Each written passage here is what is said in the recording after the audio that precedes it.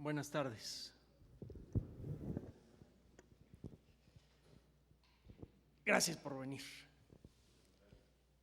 Es un gusto estar aquí, y más tratándose de los 75 años de la Facultad de Ciencias. El título de la plática puede sonar pretencioso, no lo es. La idea es la de darles a ustedes algunas ideas del tipo de cosas que ya se están cocinando en laboratorios de investigación básica y de investigación tecnológica en todo el mundo. Si ustedes hacen memoria retrospectiva previa a su nacimiento, con la ayuda de libros de lo que fue el siglo XX, se darán cuenta que una de las consecuencias más inmediatas del siglo XX es que la sorpresa se convirtió en algo habitual. Lo que era imposible en una época se convirtió en incómodo y caro 5 años después, y 10 años después era algo que estaba en todas nuestras casas. Por ejemplo, las computadoras personales. No conozco los detalles del procesador Centrino, pero es muy probable que las características de este procesador, que es bastante más sencillo que los procesadores de nueva tecnología, que las características de esta máquina sean muy favorablemente comparables con los de una computadora Cray. No muy diferentes a los de la primera computadora Cray de la universidad, la YMP. El tratar de extrapolar lo que puede pasar en el siglo XXI en materia de ciencia y tecnología para nuestras vidas es esencialmente imposible. Quizá las únicas personas que se aproximaron un poco a predecir algunas cosas que iban a suceder en el siglo XXI fueron algunos escritores de ciencia ficción. Y siempre, cuando eran realmente proféticos, como Arthur C. Clarke, como Julio Verne, lo que generalmente lograban era decir el qué, pero no el cuándo ni el cómo. Ejemplo, Julio Verne con su viaje a la Luna. Si ustedes le echan un vistazo a la novela, van a encontrar algunas coincidencias que parecen casi de percepción extrasensorial. El cohete es lanzado, el Apolo 8, que realizó el primer viaje alrededor de la Luna y luego de regreso, fue lanzado a como a 100 kilómetros, 150 kilómetros del punto que señala Julio Verne en su libro. El número de vueltas que dio alrededor de la Luna fue prácticamente el mismo. La forma de la nave era prácticamente igual, con 3 personas adentro. Y si ustedes se van a Google Maps y ponen en el mapa el lugar en donde dice Julio Verne que cayó la nave espacial y en donde cayó realmente el Apolo 8, tienen que acercar mucho el mapa para ver la diferencia. Pero lo cierto es que Julio Verne no le atinó primero al medio de propulsión. Se usaron cohetes, no cañones. La gente que se subió en la nave no era un trío de locos, un francés vividor y un par de gringos que se querían matar, que pocas horas antes de lanzarse a la Luna estaban buscándose para echarse de tiros.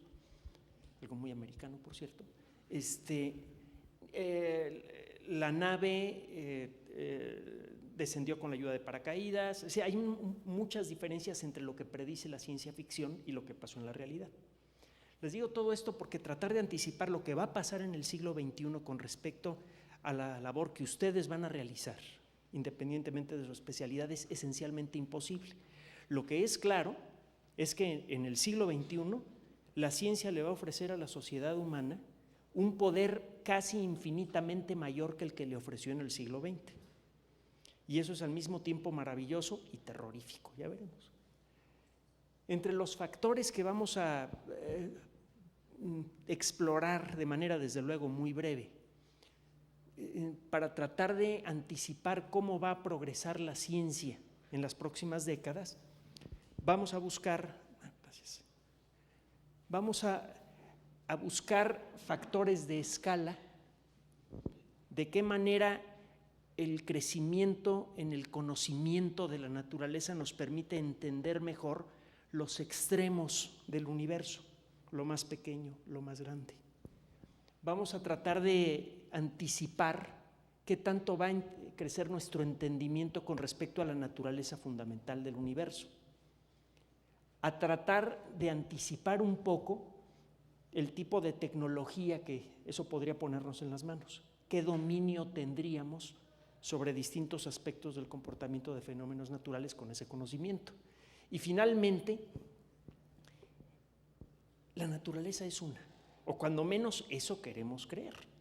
No nos gusta decir esto, pero la ciencia tiene artículos de fe, tiene dogmas, que se tratan de manera muy diferente a los dogmas en una religión, por ejemplo. Pero uno de esos artículos de fe es que la naturaleza funciona con base en un solo juego de principios autoconsistentes e interconsistentes, que no puede haber contradicciones en el mundo natural. Si eso es cierto, al crecer el conocimiento en el mundo de la física, tarde o temprano acabamos invadiendo el terreno de la biología, algo que ya ha pasado. Si algo se va a hacer más y más patente en el siglo XXI, con el crecimiento del conocimiento científico, es que el punto de contacto entre las distintas disciplinas científicas se va a hacer cada vez más amplio y cada vez más complejo. Poco a poco, la esencia que distingue a una disciplina de otra comenzará a diluirse. Comenzamos, perdónenme, pero comienzo por casa, ¿no? Como buen biólogo.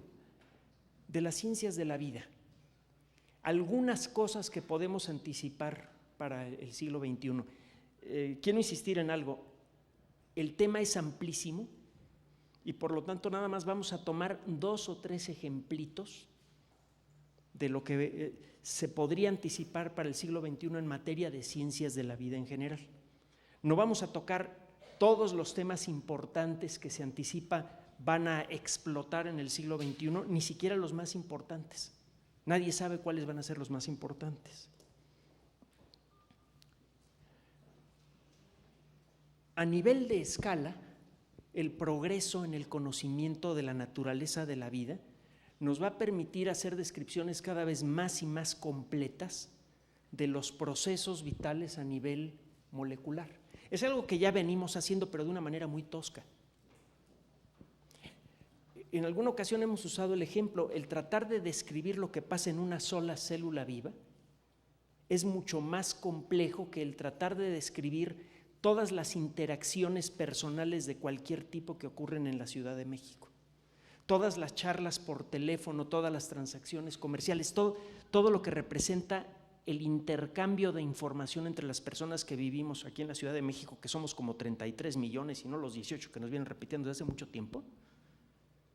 El conjunto de esa descripción es mucho más simple que la descripción de lo que pasa en una célula.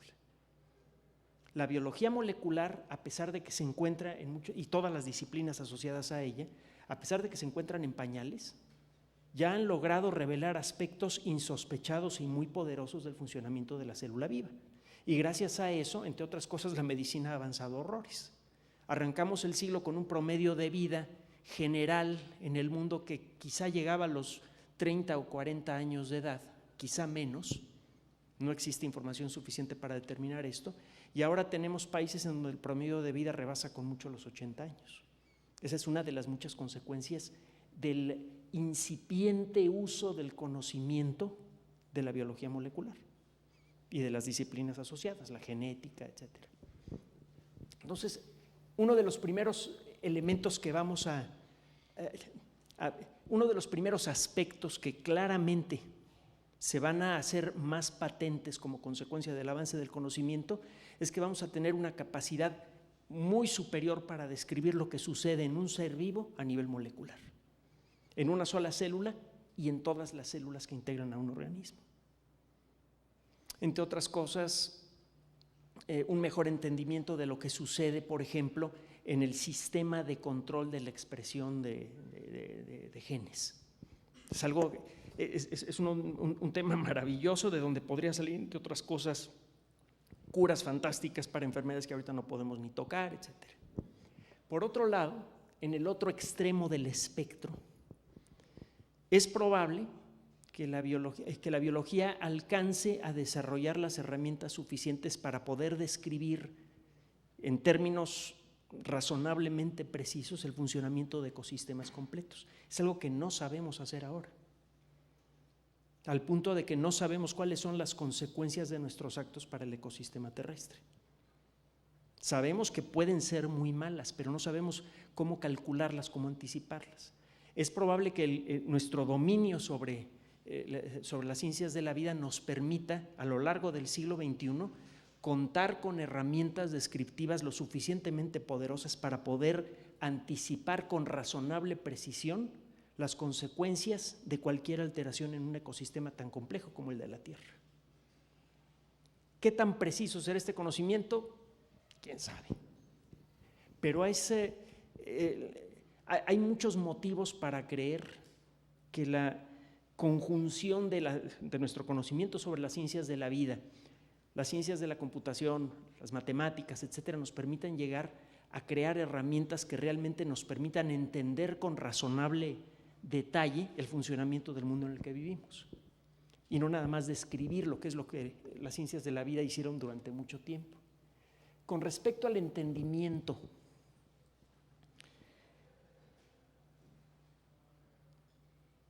¿hasta qué punto entendemos la evolución y hasta qué punto la describimos nada más? Son dos cosas que se parecen pero que no son iguales. El poder describir con la ayuda de fósiles, por ejemplo, cómo fue la evolución temprana de pequeños dinosaurios terópodos hacia las aves, es algo que requiere, desde luego, de mucho estudio, de un análisis muy cuidadoso y de suficientes fósiles. Pero pasar de allí a una descripción precisa, quizá incluso a nivel molecular, de cómo funciona el proceso evolutivo, de cómo va respondiendo un organismo a los estímulos del ambiente, bueno, un grupo de organismos a los estímulos del ambiente, cómo ocurre el proceso de adaptación a nivel molecular, todavía falta mucho. Es algo que probablemente vamos a conseguir en este siglo. Con ese nuevo conocimiento, ¿qué cosas podríamos lograr? Si llegáramos a conseguir esto en particular, el control de la expresión del genoma y del epigenoma, podríamos esencialmente anular, cuando menos eso es lo que imaginan algunas personas, esto es ciencia ficción, también lo era el viaje a la luna. Si llegáramos a controlar eso, podríamos acabar con la vejez, podríamos acabar con casi cualquier enfermedad. Podríamos extender la vida de manera indefinida. No viviríamos para siempre, pero la principal causa de muerte sería un accidente, no enfermedad, hasta donde podemos anticiparlo. Realmente nadie sabe qué pasaría si logramos, por ejemplo, cancelar el proceso de envejecimiento o reducirlo mucho, y si es posible, por ejemplo, erradicar de principio enfermedades degenerativas como el cáncer. No sabemos si la maquinaria genómica, al trabajar por inventar algo 200 años, acaba descomponiéndose de una manera que no acabamos de anticipar. Pero el hecho es que si llegamos a tener un verdadero control, un verdadero entendimiento de cómo funciona esa maquinaria molecular con suficiente detalle, al punto de que podamos controlarla, muchas de las cosas que nos pasan en lo personal, como perder el cabello, se volvería algo del pasado. A lo mejor ya nacieron los últimos calvos. Es algo esperanzador.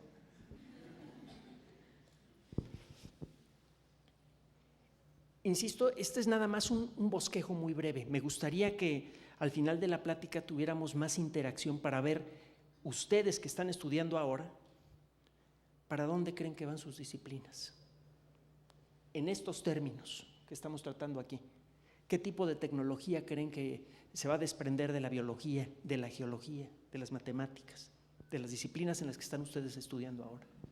En el mundo de la física, ¿vieron la película Ángeles y Demonios? Prenden el acelerador cuando los científicos están adentro del acelerador, eso los cocinaría inmediatamente, o les arrancaría las muelas a la hora de arrancar los imanes superconductores. Esto es de verdad. Este es el centro de control del detector más grande que está en el CERN, que es Atlas. En este lugar, a lo largo de los próximos meses, es probable que se pueda determinar, es probable, no es seguro, que se pueda determinar si algunas de las teorías más importantes de la física moderna tienen suficiente sustento o no. Una de las ideas más queridas y de las que dependen muchas carreras incluso, es la idea de la supersimetría. Y es una idea que está en mala situación, digamos. con los primeros resultados que está empezando a ofrecer el LHC en su nuevo modo de operación, es muy probable que se pueda decidir si la supersimetría tiene méritos suficientes para seguir trabajando en ella o no. Y si la supersimetría no funciona, hay muchas otras cosas que empezarían a funcionar mal, como la teoría de las supercuerdas, en las que mucha gente ha trabajado en las últimas décadas. ¿Cuál es el alcance a nivel de escala en nuestro entendimiento del mundo físico al final del siglo XXI? Es probable que logremos determinar realmente cuáles son los elementos fundamentales que integran al universo. Venimos jugando con esto desde hace mucho tiempo. La idea del átomo, de aquello que no se puede dividir, que es lo que significa la palabra átomo en griego. Resulta que los átomos sí se pueden dividir y mucho. Esas cosas que llamamos átomos, ya sabemos que están hechas de protones, neutrones y electrones, y los protones y neutrones son verdaderos universos, que tienen quarks y tienen gluones y tienen quién sabe qué bola de cosas más. Es probable que para finales del siglo XXI realmente podamos decir con seguridad cuáles son los elementos básicos constitutivos del universo. En la actualidad sabemos, por ejemplo, que los quarks tienen una dimensión menor a 10 a la menos 18 centímetros. ¿Centímetros o metros? No sé si hay diferencia, pero bueno, si hay mucha diferencia, nada más de 10 a la 3. Creo que es 10 a la menos 18 metros. A nivel cósmico, ya tenemos los primeros mapas toscos de la parte del universo que podemos ver. Ya estamos llegando con nuestros telescopios al límite de lo que se puede observar con un telescopio. Lo que podríamos llegar a conseguir para finales del siglo XXI es un mapa lo más completo posible de toda la parte del universo que es accesible a nosotros, de manera directa o indirecta. Tendríamos por primera vez un documento que describe la parte macroscópica del universo con todo el detalle que resulta posible para la ciencia moderna. Aquí estaríamos literalmente topándonos con pared. En principio no habría forma de observar más allá, que sería quizá la primera vez en la historia de la ciencia en donde realmente llegamos a un límite de escala en nuestra capacidad de observación. No a un límite impuesto por la tecnología, sino a un límite impuesto por la naturaleza. Esto está suponiendo que no se caiga la teoría del Big Bang, que siempre podría llegar a ocurrir, aunque no se antoja muy probable. Con respecto al entendimiento, existe la sensación de que podría ser posible explicar por qué la gravedad tiene la intensidad que tiene y las características que tiene. ¿Por qué la fuerza nuclear débil tiene las características que tiene? Y lo mismo pasa con otras interacciones básicas del universo.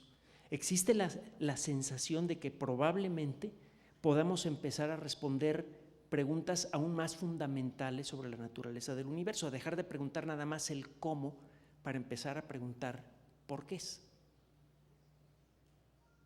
¿Por qué existen en apariencia 4 fuerzas fundamentales? ¿Por qué la fuerza original se fue diferenciando en 4 mecanismos diferentes? ¿Por qué no en 5? ¿Por qué no en 6? Este último asunto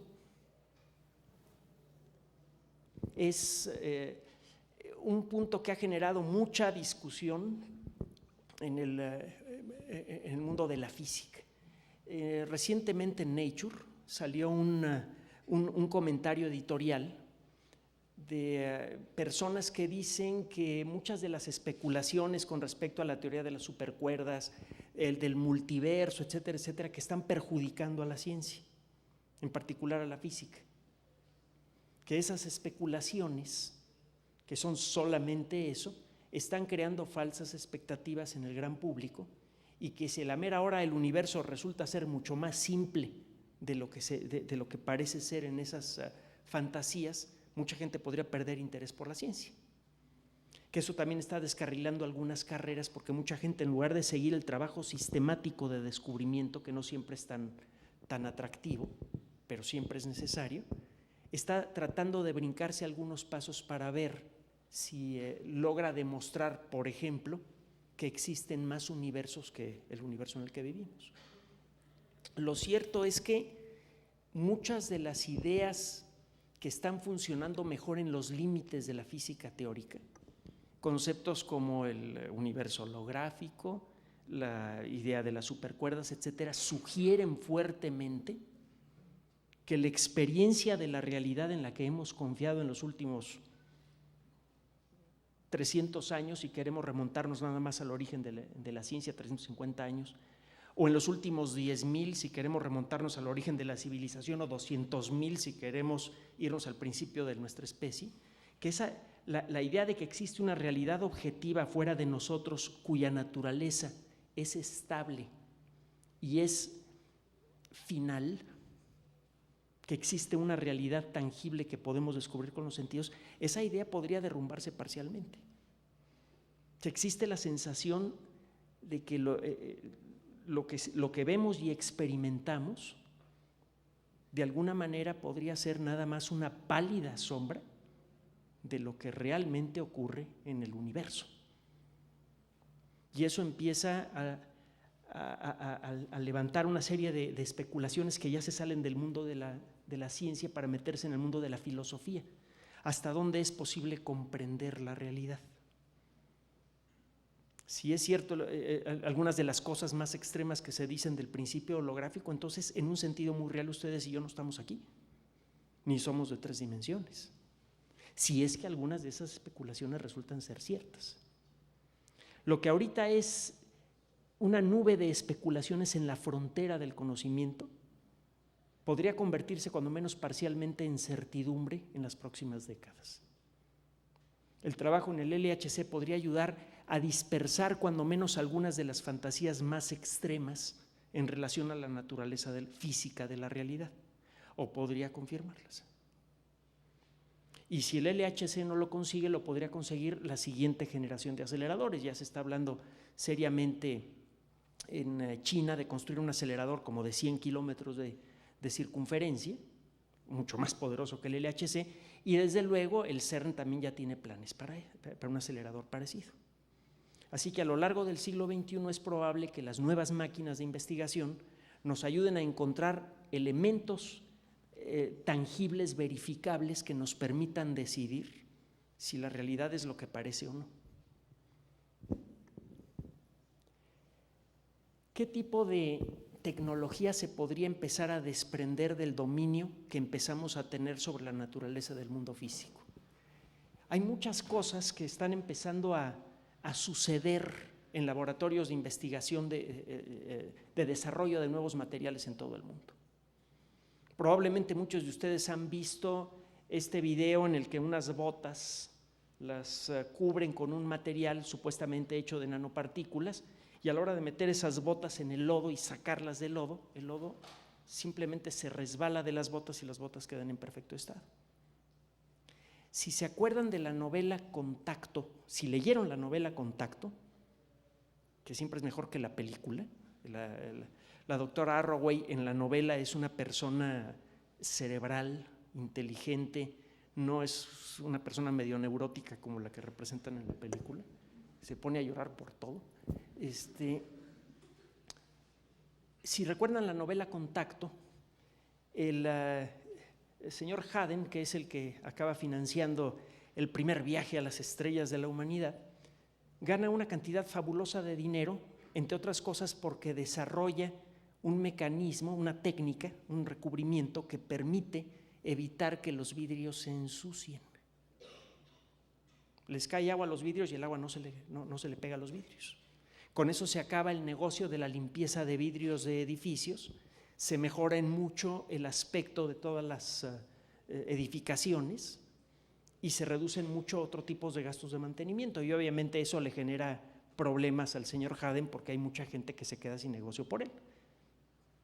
Por ese y por otros desarrollos tecnológicos inesperados es que Haden gana mucho dinero. Algunos de ellos es probable que ya estén por llegar.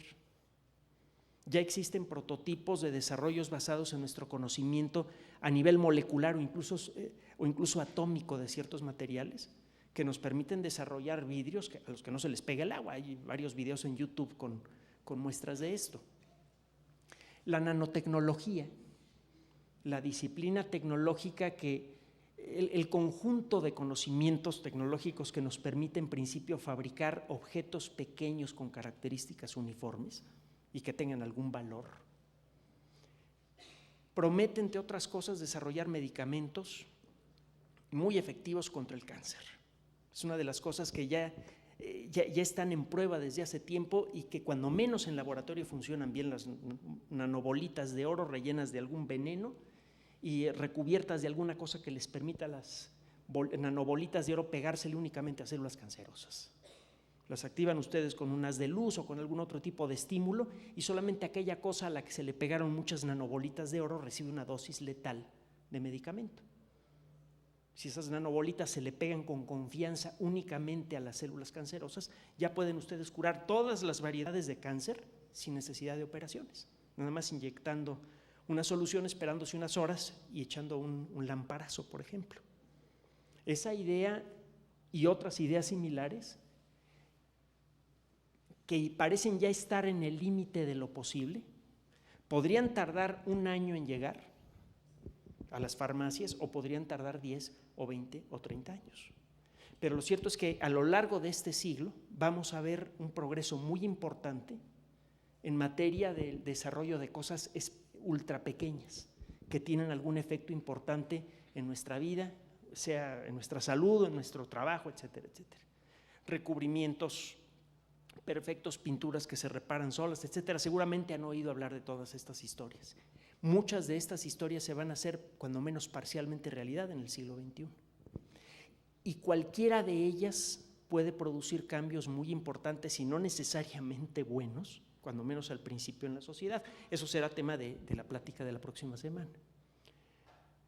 Con respecto a la conexión, la física de manera muy natural, las ciencias físicas de manera muy natural, permiten explicar lo que sucede en otras disciplinas. Podemos entender por qué el átomo de oxígeno fácilmente se puede agenciar a 2 átomos de hidrógeno para formar una molécula de agua desde la perspectiva de los electrones. Partiendo de los principios de la mecánica cuántica, no es fácil, pero cuando menos es posible en principio explicar las leyes de la química. El pasar de ahí a explicar las leyes de la biología es un paso que todavía no hemos dado, pero ciertamente se antoja que a la hora de llegar a conocer con bastante detalle el funcionamiento de la materia al nivel verdaderamente fundamental, un nivel que todavía estamos por descubrir, podríamos contar con mejores mecanismos para entender por qué la biología tiene cuestiones como la evolución, por ejemplo. Podremos empezar a entender por qué existen los seres vivos y por qué funcionan como funcionan desde una perspectiva física.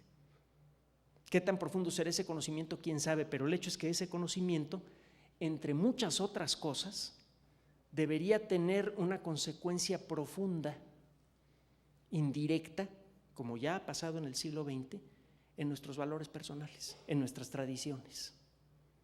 La idea de la evolución, la idea de la adaptación, la idea de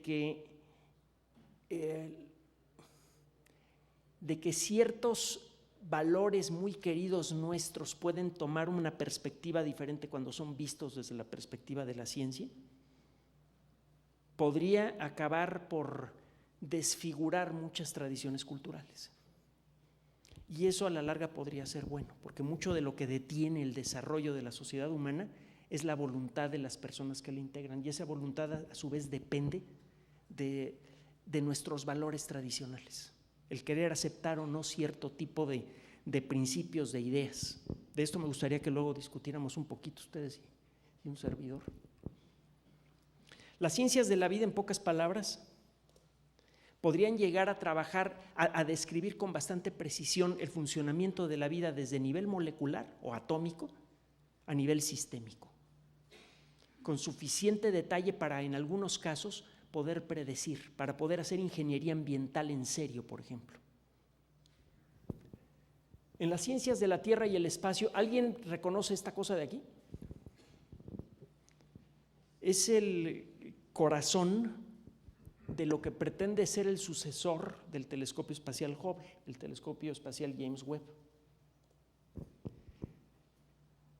La astronomía ya está tocando pared, en cierta forma. Tenemos suficientes motivos para creer que el universo tiene 13.730 millones de años.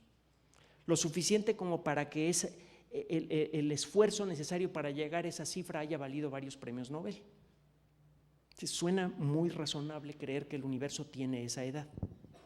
Si aceptamos el principio de la relatividad, que suena muy lógico, que dice que la única velocidad que existe en el universo es la velocidad de la luz, no dice que la velocidad de la luz sea la máxima, dice que es la única en el espacio-tiempo. Si aceptamos esos principios, necesariamente, aunque el universo fuera infinito, nuestra percepción no puede llegar más allá de un cierto límite, un límite establecido por el tiempo que le toma a la luz llegar hasta nuestros ojos. Si el universo tiene 13.730 millones de años, no podríamos observar un objeto cuya luz tardaría 14.000 millones de años en llegar hasta acá, por principio.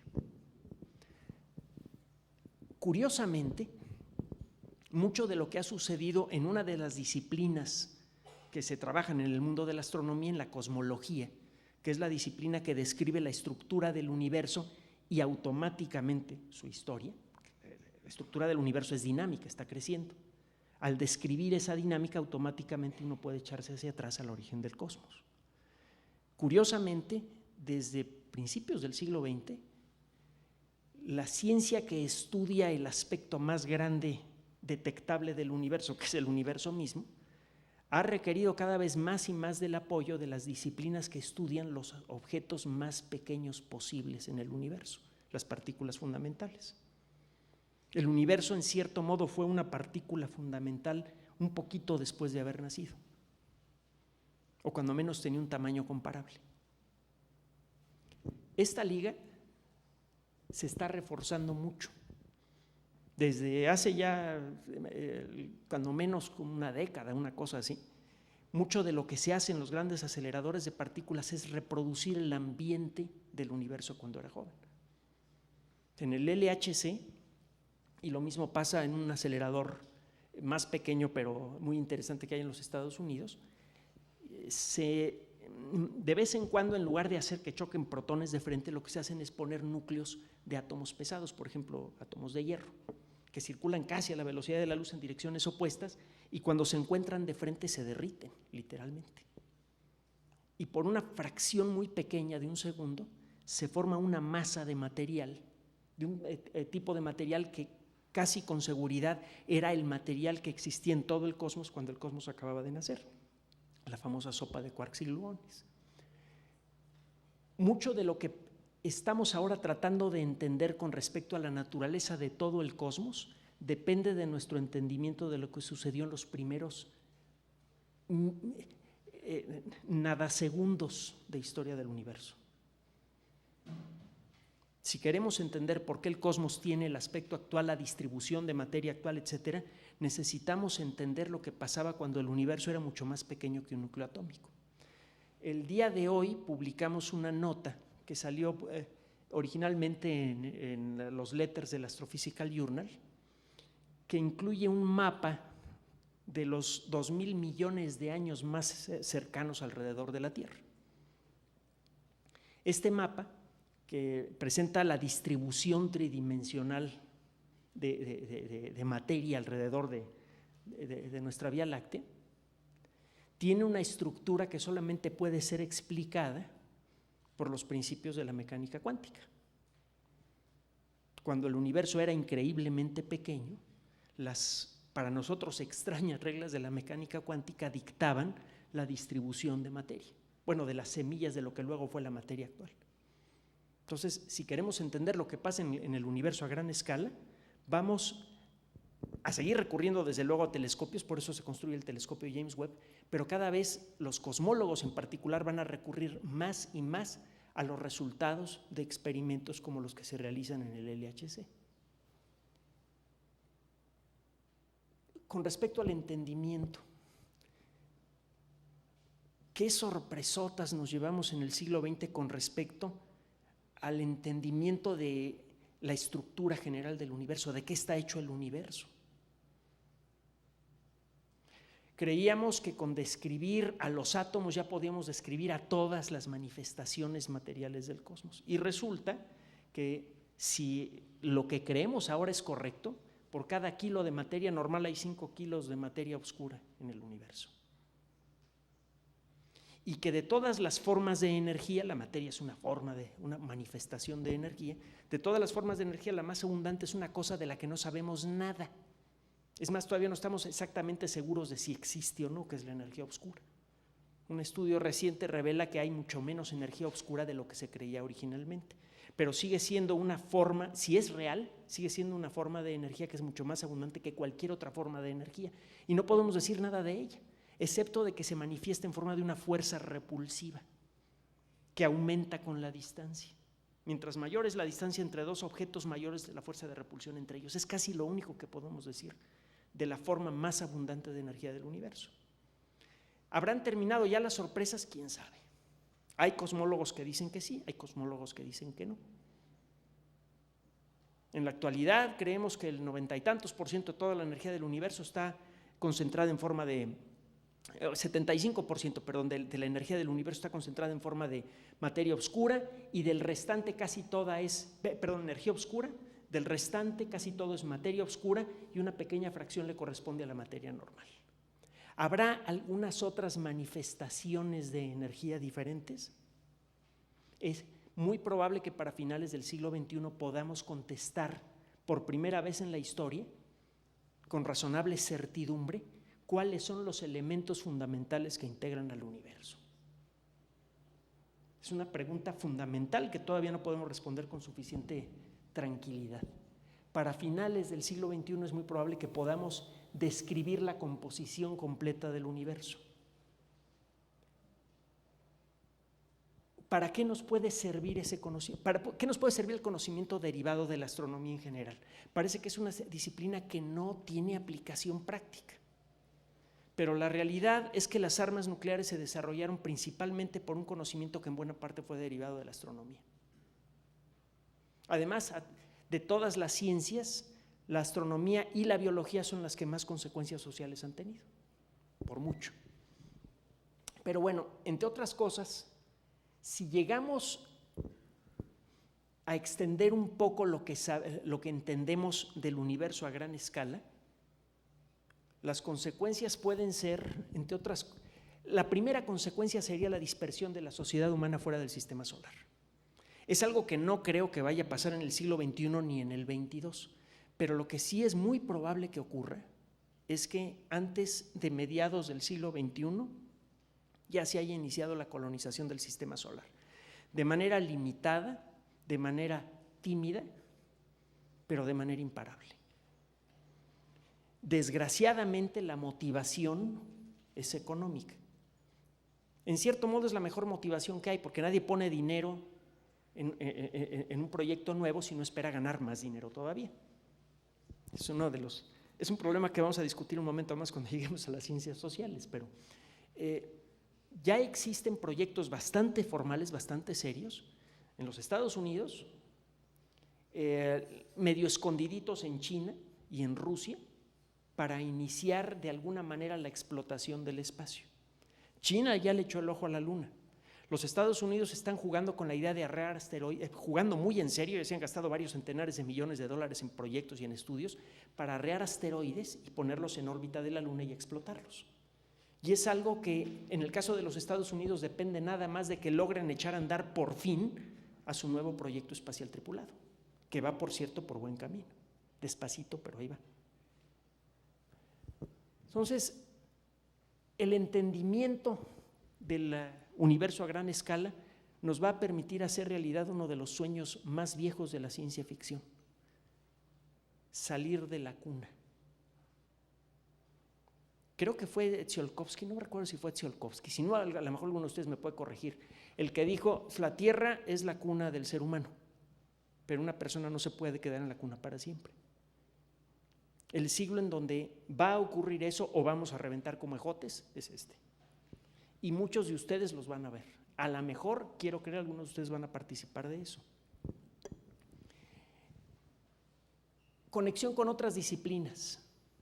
No se puede entender bien el origen de la vida, que es uno de los temas más importantes de la ciencia, de los más profundos, de los más conmovedores, si no entendemos suficiente de la formación de planetas. Simplemente no sabemos qué tan viable es que un planeta joven dé las condiciones necesarias para la aparición de la vida. Si no podemos responder esta pregunta, no vamos a tener una idea clara de qué tan abundante es la vida del universo, en el universo. Y no vamos a poder responder a la famosa paradoja de Fermi: ¿por qué parece que estamos solos en el universo? Si tenemos una respuesta a este tipo de preguntas, si empezamos a entender bien la dinámica de formación de planetas, vamos a estar en mejores condiciones de empezar a buscar, quién sabe para cuándo, de empezar a buscar nuevos territorios para nosotros. Hace poco estaba empezando a releer Encuentro con Rama. ¿Alguno de ustedes ha leído Encuentro con Rama de Arthur C. Clarke? Levanten la mano. ¡Qué vergüenza! No, pues ya me voy a la casa. No, búsquenla. 2001 Odisea del Espacio me emocionó mucho. Es una novela muy bien escrita, pero es chiquita en relación a Encuentro con Rama. Solo que nadie se ha aventado a llevarla al cine. Hay varios actores que han querido juntar dinero para armar la película, pero como que no les acaba de cuadrar la historia. Es muy bonita. Habla precisamente de una civilización que se está dispersando por el universo. No les voy a adelantar más porque desde las primeras páginas es muy emocionante la novela. Y es algo que bien podría ocurrir. Si queremos el tamaño de nuestro futuro como personas y como especie, está asociado con el tamaño de nuestra imaginación. Ustedes no pueden llegar a ser científicos y producir trabajo original si no lo imaginan primero, si no encaminan sus carreras en esa dirección. Una persona que vive en una situación difícil, una situación incluso de calle, no puede salir de allí si no tiene el espíritu y la imaginación necesarios. Vale para una persona, vale para toda la colectividad. El soñar de una manera cada vez más tangible y precisa con la colonización de otros territorios fuera de la Tierra es fundamental para que eso ocurra alguna vez. Ese sueño se ha mantenido, aunque sea con novelas de ciencia ficción y con series y películas que no merecen un análisis profundo. Es mejor verlas y apagar el cerebro un rato, como Viaje a las Estrellas y ese tipo de cosas, que son muy vistosas, por cierto, pero fuera de eso no tienen ningún mérito. El sueño de ir a otras, de conquistar el universo sigue vigente gracias a eso, a novelas de ciencia ficción, a películas, etcétera, etcétera. Es un sueño que es lo suficientemente importante para revivir el proyecto espacial estadounidense. El reclamo popular en ese país por revivir el proyecto espacial con la intención de ir a Marte. Mucha gente quiere establecer una colonia en Marte. ¿Por qué? Porque es más difícil que ir a cazar asteroides. Y es algo que suena más grande, algo que suena más trascendente y que eventualmente podría tener más futuro. Es algo que podría rescatar a la sociedad humana de una catástrofe como la que pintan en la película Interestelar, que por cierto está bastante buena, tiene sus detallitos, pero está bastante buena. El papel de las ciencias del espacio no solamente es mantener vivo ese sueño, sino empezar a hacerlo realidad. En este siglo podríamos ver la primera colonia permanente de seres humanos fuera de la Tierra. Una colonia que podría tener quizá unas 100,000 personas. ¿Es practicable? Sí, sí es perfectamente practicable. Estamos utilizando, por cierto, una categorización del mundo de la ciencia muy tosca, que se basa un poco en una serie de charlas de Richard Feynman. ¿A quién no le suena el nombre de Richard Feynman? Todos, bueno, ya me reconcilié con ustedes, aunque no hayan leído Encuentro con Rama, pues ya. Esta categorización es funcional, no es jerárquica, digamos, no hay ciencias que sean mejores que otras. ¿Quién me está molestando a esta hora? Bueno,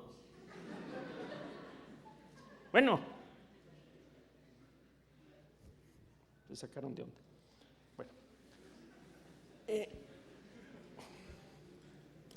las ciencias formales son desde luego las matemáticas y las ciencias de la lógica, que en la perspectiva de Feynman son de alguna manera un poco diferentes.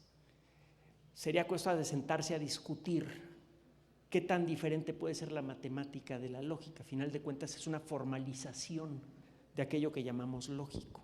Pero bueno, ¿cuál es el alcance de escala de las matemáticas? Ustedes pueden imaginar cosas que no existen mientras sean consistentes. Si alguna vez llegamos de veras a tocar pared en nuestro entendimiento de la realidad y llegamos a encontrar algún resquicio para entender que hay más allá de la realidad que podemos percibir, es a través de las matemáticas. Las matemáticas podrían convertirse en la herramienta, en la puerta que podríamos abrir en la pared del universo para ver qué hay del otro lado. Ya está empezando a ocurrir. Si alguna de las fantasías más desarrolladas de la física, como la teoría de las supercuerdas o el principio holográfico, resultan ser ciertas, entonces ya tenemos la herramienta para ver qué hay más allá de la realidad. Y es una herramienta principalmente matemática.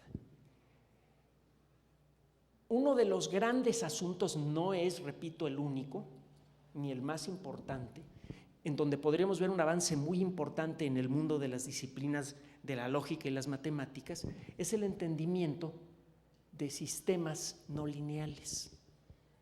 Léase sistemas caóticos, léase casi todo el universo. Es fácil, relativamente hablando, modelar con la ayuda de ecuaciones diferenciales, que a su vez depende de cálculo diferencial integral, un montón de fenómenos diferentes. Muchos de ustedes, me imagino yo, estarán razonablemente familiarizados con el uso de ecuaciones diferenciales para modelar la dispersión de algún medicamento en el cuerpo o para modelar el funcionamiento de la forma en la que se va decantando el material en un planeta recién formado, etcétera. Cualquier sistema dinámico, en principio podemos modelarlo con ecuaciones diferenciales. Durante mucho tiempo hemos funcionado con la confianza, con la fe de que si llegamos a tener una descripción matemática precisa de un fenómeno natural, vamos a poder anticipar su comportamiento. A pesar de que ya existían indicios desde el siglo XIX, cuando menos, de que esto no siempre es cierto, no fue sino hasta finales del siglo XX cuando empezamos a ver de manera patente, repetida en muchas disciplinas científicas, que existen muchos fenómenos naturales, de hecho casi todos los fenómenos naturales más interesantes del universo, aunque sean descriptibles con precisión con matemáticas, ese conocimiento, cuando menos en principio, a veces parece inútil, porque no podemos predecir su comportamiento.